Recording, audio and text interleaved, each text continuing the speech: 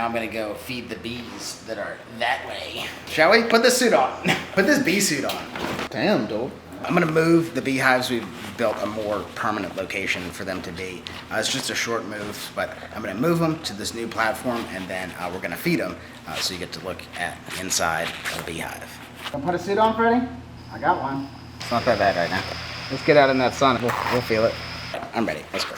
Right now I'm just lighting the smoke, kind of disorients, but calms the bees down too. So they're not really focused on you, more focused on saving their colony from the impending fall. Alright,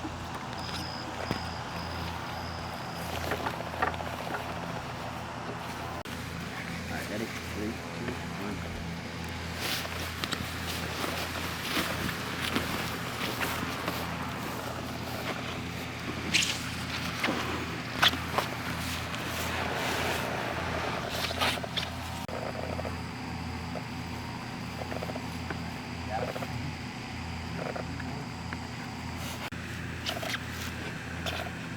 Come here, push it over here. 3, 2, 1.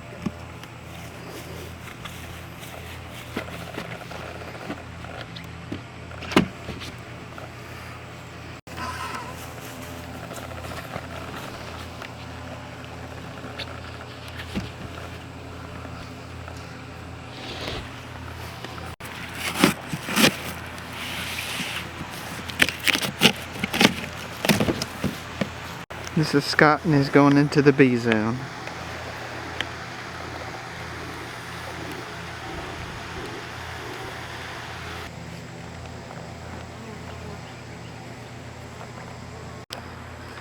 So earlier this year we got a nuke, which is a bee package that's already established, and we've put it in this new hive to expand our apiary. But in the summer, when plant nutrients aren't in the flower and there's not a lot of pollen for bees to get, we want to supplement their feed when we're first starting it out. Later on, the honey will do that we don't take and we leave for them to eat. But now we like to feed them with simple syrup this time of year.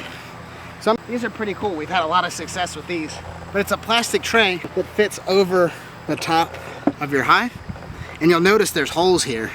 And so when the bees fly up, they can use this area to access the sugar water and feed themselves. Nutrients and enough calories to get stable to last it throughout the winter. So just when we're starting out, we like to give them a little boost with this simple syrup sugar water.